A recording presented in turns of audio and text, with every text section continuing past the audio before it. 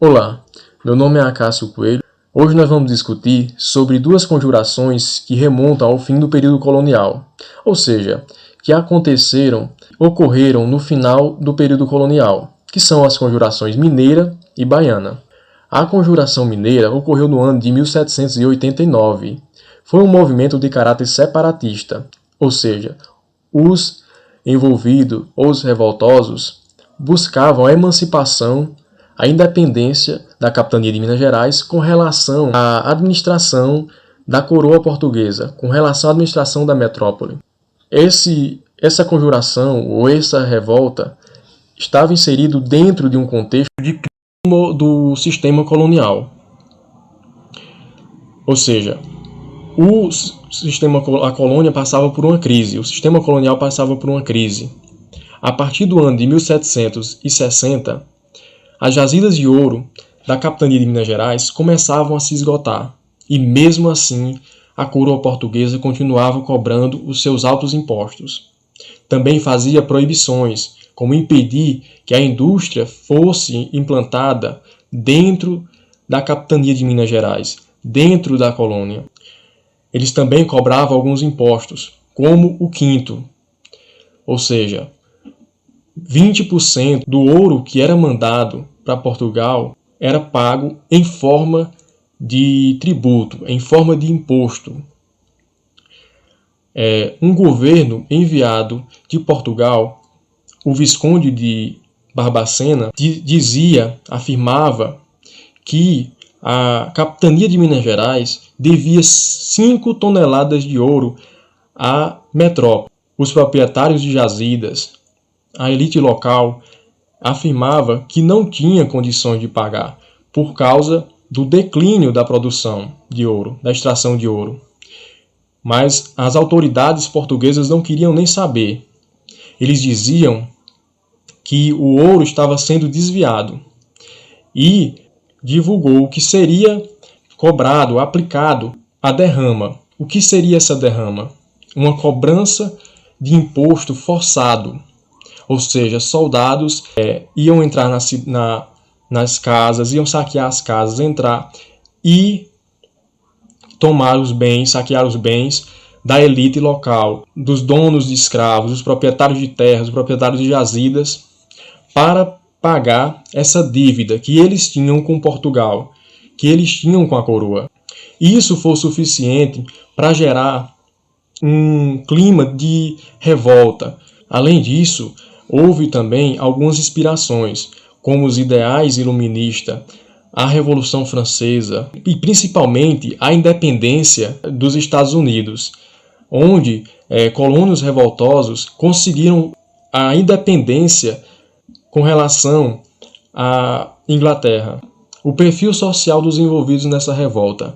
Os revoltosos da Conjuração Mineira eram, em sua maioria, da elite intelectual, proprietários de terra, proprietários de jazidas, proprietários de escravo, ou seja, eram homens de posse.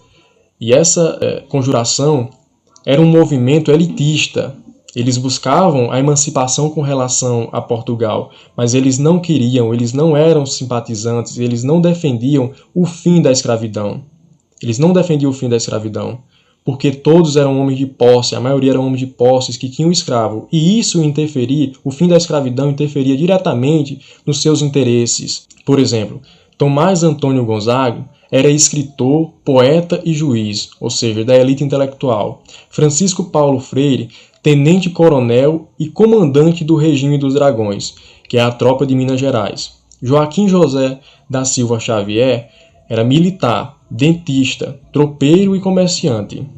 Era o que tinha menos posse, era o menos abastado. Ele era o mais popular.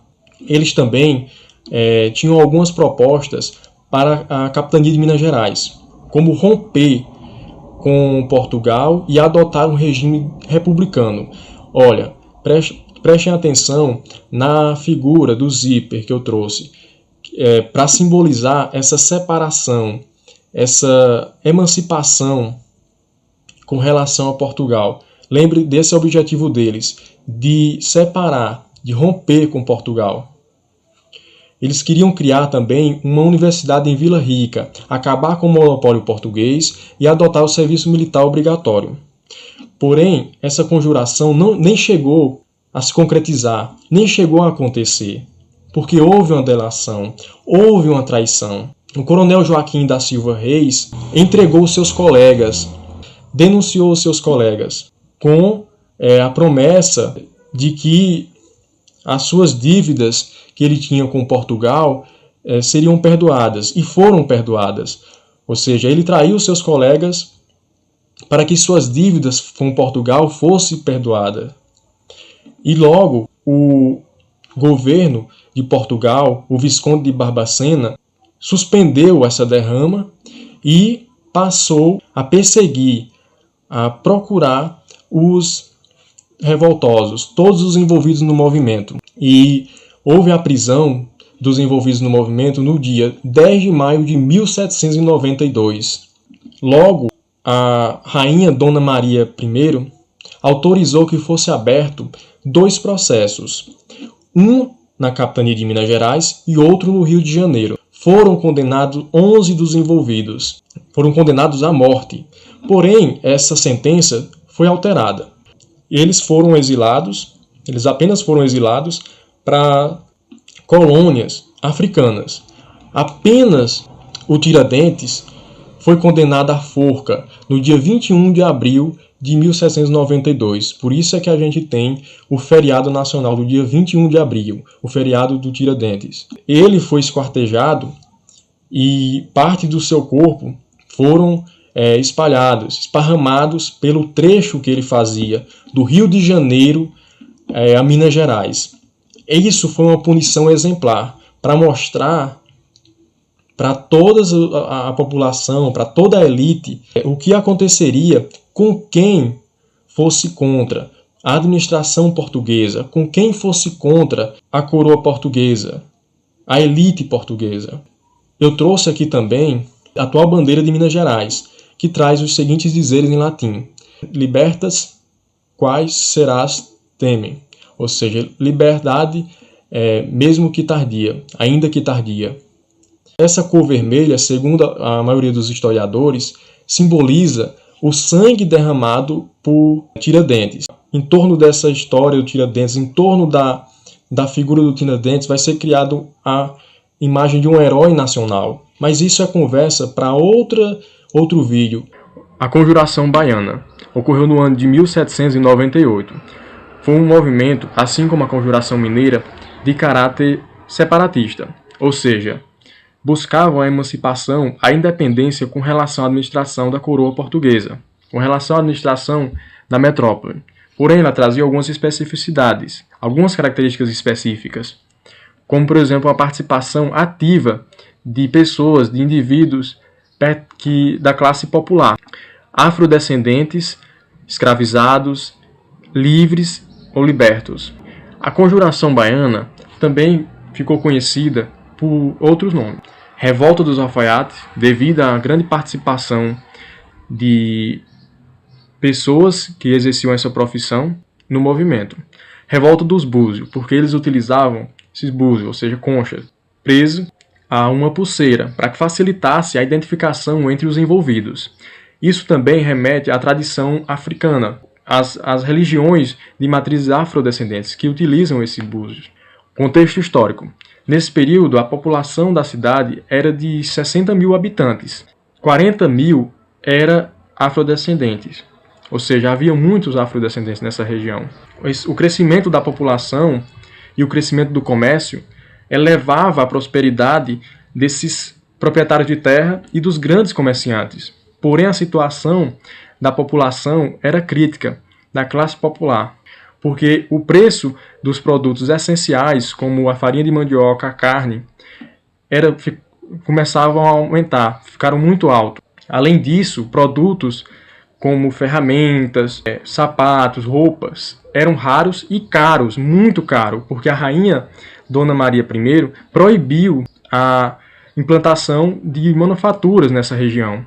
Então tinha que comprar da metrópole, e a metrópole vendia muito caro esses produtos. Nessa época, a discriminação, o racismo, a desigualdade era muito forte, problemas sociais que ainda hoje existem. Isso foi o suficiente para que gerasse uma insatisfação da população, além da transferência, né, da capital do Rio de Janeiro para o Rio de Janeiro, na verdade. O que trouxe uma insatisfação, um sentimento de revolta da população.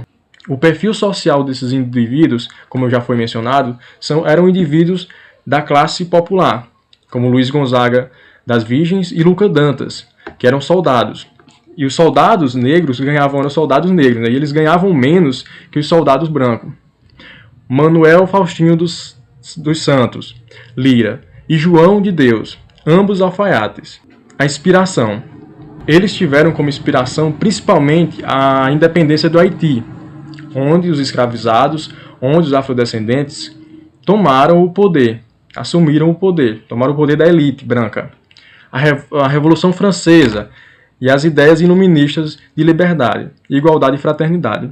Nesse movimento também tinha a participação de alguns intelectuais que levaram esses ideais. Porém, quando eles perceberam essa maior adesão da classe popular e o aumento das reivindicações deles, da classe popular, eles fugiram do movimento, saíram do movimento, abandonaram o movimento, ficando apenas os indivíduos da classe popular. Os rebeldes defendiam o fim do domínio português, ou seja, a emancipação, a independência com relação à portuguesa, a proclamação de uma república em que todos tivessem igualdade de tratamento.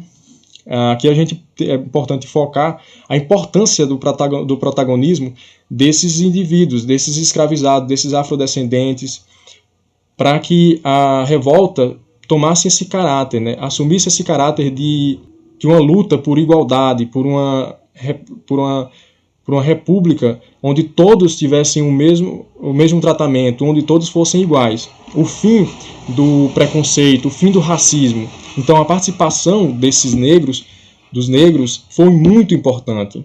A abertura dos portos para o livre comércio, a diminuição dos impostos e o aumento dos soldos e da oferta de alimentos. Soldos é o valor pago pelo trabalho.